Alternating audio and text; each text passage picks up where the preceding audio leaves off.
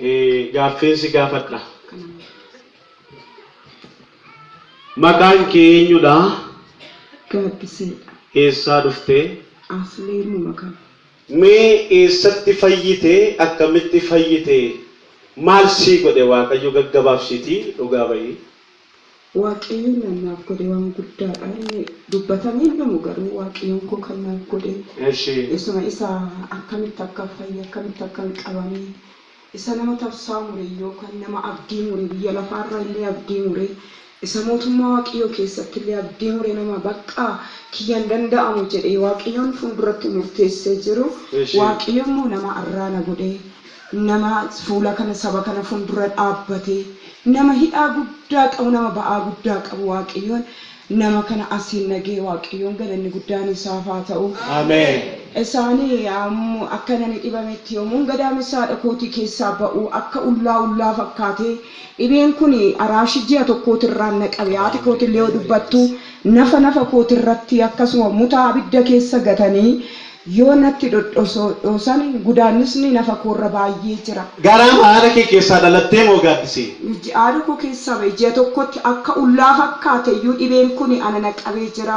Haati koo yoo himtuyyuu ullaadha jennee dhibicha kanaayyuu akkasuma yoo si dhidhiite mutaa abidda keessa goonee sitti dhoosaa turre jette akkasuma nama waggaa 10 ta'ee. Mucaa xinnoo taate jechuudha. Amma immoo nama waggaa 10 ta'e akkasuma lagatti nafa dhiqadhee raawwadheen akkasuma na dhukkube ammallee na dhukkubnaan warra dhaabaa bookkisaa warra walii kataaraa achi na geessanii achitti baay'ee. Maa inni immoo maqaan kun?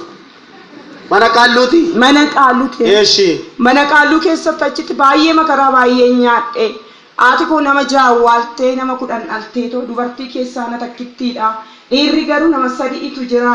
Isaan kana keessaa abbaan koo baay'ee deddeebi'e haati koollee achitti hin deddeebite xiqqoo ta'e nama waggaa 12 ta'ee toyyuu hin galte ani hin galuyyuu immoo yoo ta'u fayyaa sumattuu galchaa galee utuma hin jedhu abbaan kiyya garuu galii du'i malee anasitti sinniisu kaawwan biyyee kenne sillee sinniisu iyyuu naan jedhe akkasuma qanqaalee fudhatee naan galee fudhatee nama waggaa 16 ta'ee tidaarii nas seeni tidaarii san keessatti immoo ji'a jaabichaan taa'e luka kiyya kana ubboona godhee harka kiyya keessa nadhiitesse harka kiyya nafa kiyya kana keessa deemee na nyaata akkasuma otuman jedhu daa'ima tokko nan dhale daa'ima kana hin guddisne ammallee fuudhanii tidaarii san keessaa ba'e warruma sanitti na deebisanii qabaa keenya hin jedhanii waan baay'ee narraa guurrachaa turanii ani fayyisne dhibeen natti baasaa deeme garuu cimaa deeme jechuun dhibeen natti cimaa deeme luka bitaa kanarratti bakka 3 na ba'e lafee 3 cabsee hin ba'e waggaa 2 qoricha achitti nan tajaajilame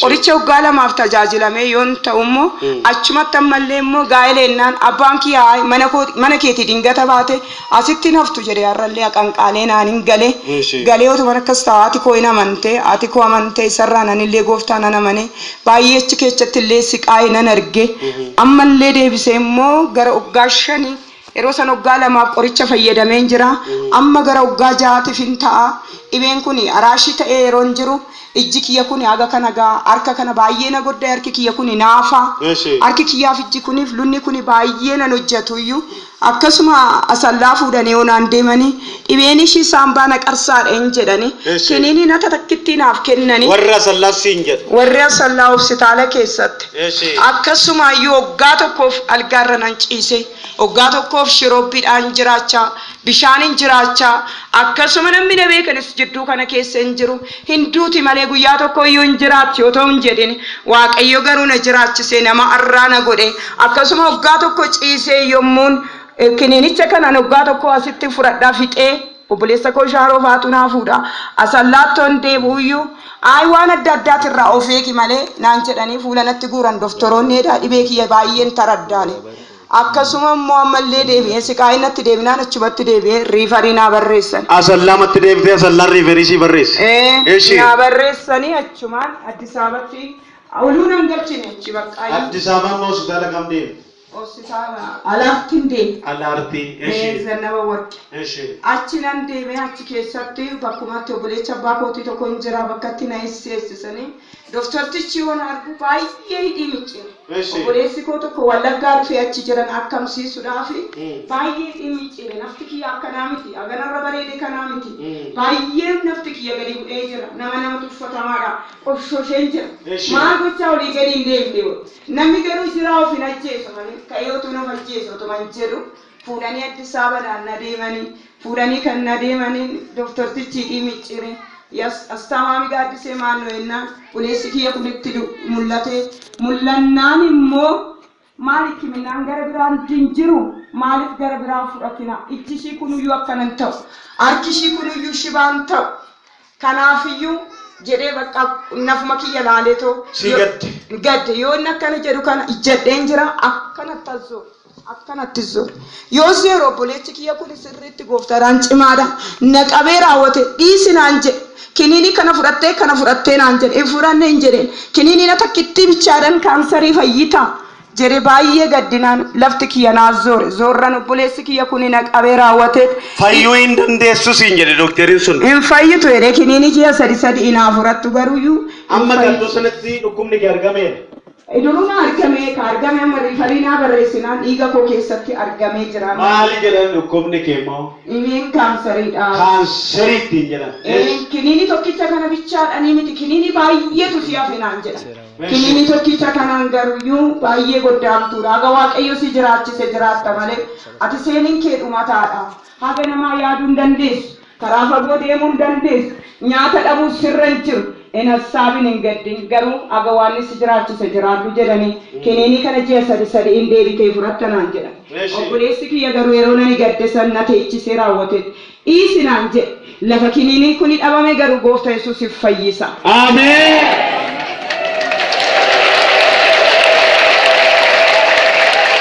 Lafa kiniiniin kuni dhabame Yesuus Kiristoos fayyisa.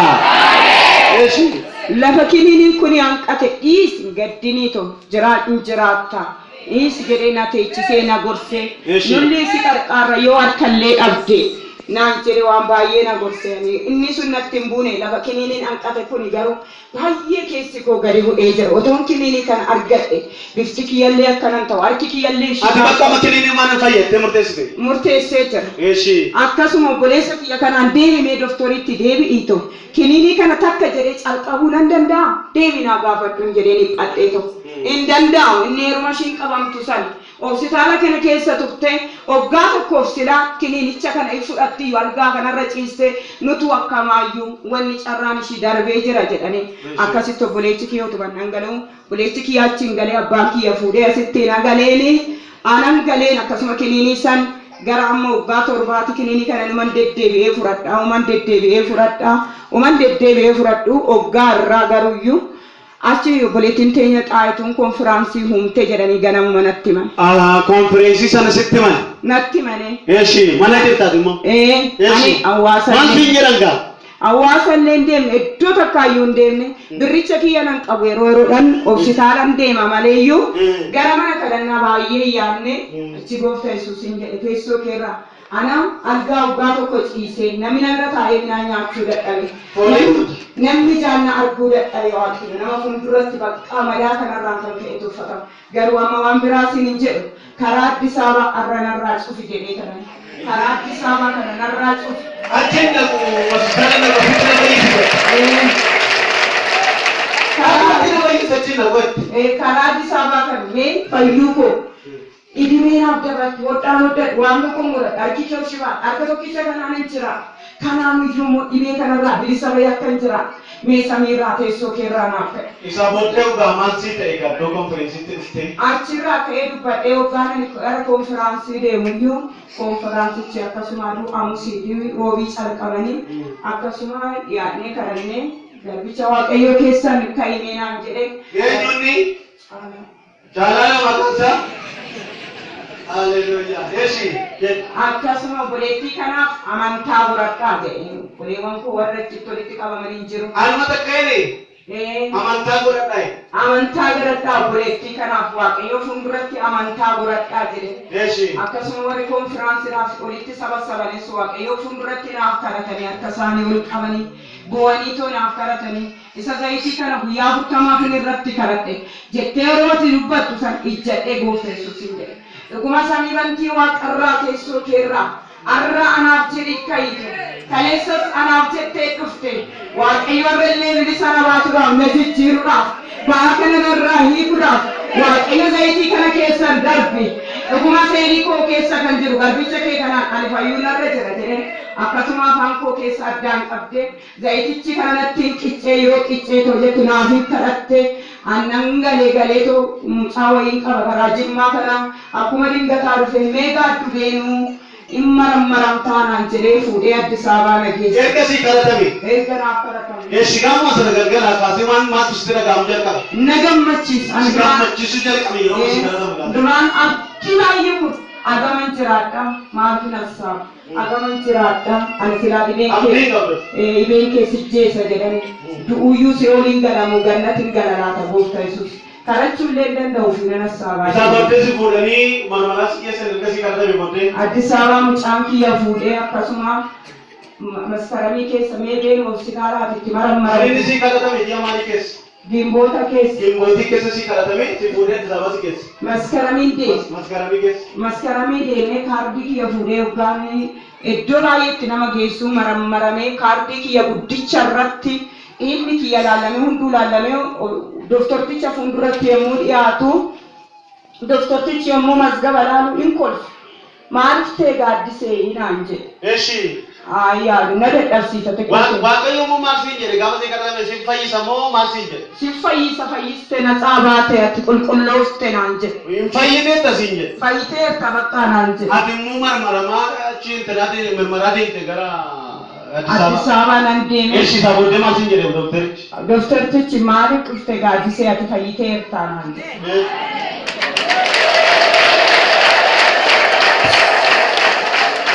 Inni namaa hin danda'amne waaqayyoof hin danda'ama. Eeshi fayyiteetta si marammaree? Marammaree raawwate maafu dhufte gaaddisee fayyiteerta. Duraan wani beekamu qoricha si kennaa turanii galmee laalanii maal siin jedhan? Na fudhadhe duraan qoricha. Eeshi qoricha fudhatte ture? Na fudhadhe. Eeshi isaa booddee hoo? Achi fayyitee maal dhuftee naan jedhe. Lakki xiqqoo na dadhabsiisa hin jedhe. Waan hin dubbadhu wallaallan. Achi kiniini xixiqqishuu taga kiniini andanyaa dhibee kanaa naaf hin kennine. Kiniini mattaagazaa wayii naa kenne. Ati garuu yoo of shakkite koottu ati garuu bilisa baatee hirtaa naan jedhe. Dura garuu fayyuu hin dandeessu. Yeroodhaaf qoricha fudhadhu siin jedhan miti. Dhibeen keeyyuu akka dhumaatitti taapheelladhaanu tamalaalaa shibashitaa. Akka dhumaatitti akka duutee biyyee seentutti jedha maleeyyuu. Amma dhibichi kun dingata naan jedhe. Dingata yoo sitti deebi'e lunni kee murama harki kee murama naan jedhe. Ana garuu gaafii kanatu keessa koo jedha maleeyyuu. Lunni koo akka warra janaatitti otoo gaanchiin hin deemin yaa waaqayyo na fudhadhuun jedha maleeyyuu. Na fayyee jedhee guyyaa tokko iyyaani waaqa fuuldura. Isaan booddeen fayyite siin jedhan. Eeyyeen fayyite naan jedhan. Deebitee moo laalamteetti argasi? Eeyyeen ammas faasigaa waggaa irraa haadha koo dingata dhukkubee haati koo fuudhee deemee tananii sukkaarri ganama malee laallamuu nuun jedhan. Hospitaaluma san geesse ta'u achiin silaan taa'amee ka'eenii ani keessi koo sirriitti abdii namuruu didee ka'een dhiiga kiyya kennisiisee sirriitti of laalchisa maaliif dhibeen qabdu naan jedhani namni kun silaa kinoo warri wajji fudhannu fudhachaa jiru jedhee tanan ka'ee hospitaala kana kifiliin ofii kiyyaa kana dhaqee yommuun dhiiga kee fudhachuu sir barbaachiste jettee siisteerii wayii faranjiidhaan gaafatte. Eeyyin silaa maskaramii dhufte maal dhufte gaaddisee jennaani laallamuun barbaade maali milikiin isaa dibiche jennaan ilma na dadhabsiisa malee uumaan qabu. Ati garuu fayyiteetta cheekaappii maa fudhatte malee? Ani fayyeen jira garuu of shakka. Na dadhabsiisa jettee of shakkite nama fudhatte. Ammallee achumaananii jennaan ishii dhiiga kee iddoo sadiif muratanii iddoo sadi dhiiga kee kanaa fudhatanii naan jette. Ishii yeree waraqata naaf kennite. Isa iyyuu dhiigni kaanserii qabu muu fuudhamu ture. Duraanii fuudhamu. Yeroo duraatiif erga argame waggaa 20 50 ta'e jechuun akkanuma miizana kee ilaalanii gadi bu'uusaa ol ka'uusaa ilaalanii tuma qoricha sii jijjiiru malee dhiiga namaa furatan akka laayyeetti dhiiga kiyya furatanii raawwatanii too'ee bakka sadii furatanii dhiinni kee har'a deemu amma si'aati gara 9 si alaa deema burga nama furadhu naan jedhan achi obboleechi kiyya duukam kan jiru kuni ati gara keetii deeme ani maazarii nanas taamama bakka ani gara kiyya deeme dhiiga kana eeggadhe dhiiga kana kompiitara keessa galchanii bakka sadii na furatanii yoo deebisaniyyuu inni kiyya nutsuu ta'e.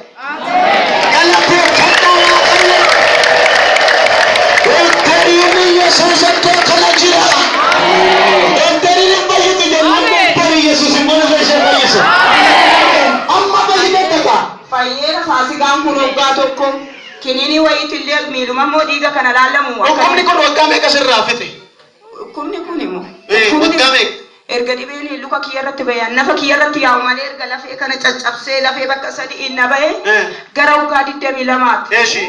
Amma fayyuun koo tasgabbaa'ee waaqa fuuldurattis biyya lafaarratti illee keessi koo mudoo harka kana yaa godhatu maleeyyuu harka tokkoon yaa hojjetadhu iyyuu maleeyyuu nafti koo qaamni koo haa godda'amu malee keessi koo bakka fayyee qulqullaa'ee jira. Warreen gaddar qalatame qalatteetti nagaa argiteen beektu gaama sii qalatame jalqabdeetti gammachuu nagaa taate. Nagaan ta'e gaarraa warri amtii murtan yoo jidduu kana jiraatan harka waaqayyoo keessa seentanii salphattanii guyyaa hedduu malee ni fayyitu abdiidhaan waaqayyoon eeggaddaa inni jiraatan sin jiraachisa waaqayyoon guddisaa galata naaf laaddaa. Hayyinni kee jabaatee sifaaf. Xinnoosii waan gabaabsine isaanii fudhannee gaggabaabsine ishi gammadaartu. Akka laan jedhe waaqayyo jiraata nama 7tu fayyee naan jedhe. Wayleemu siingalle mul'anni duubatti hin deemu hojjetee darbaa akka laan jedhe waaqayyo ilala dhibee kun ila nam tokko asuma gidduu jirta booddee yoo yeroo qabaate rifeensi qaba. Dhukkuba qinxaaroti dhibee dhukkubsatta dhukkubni qinxaaroti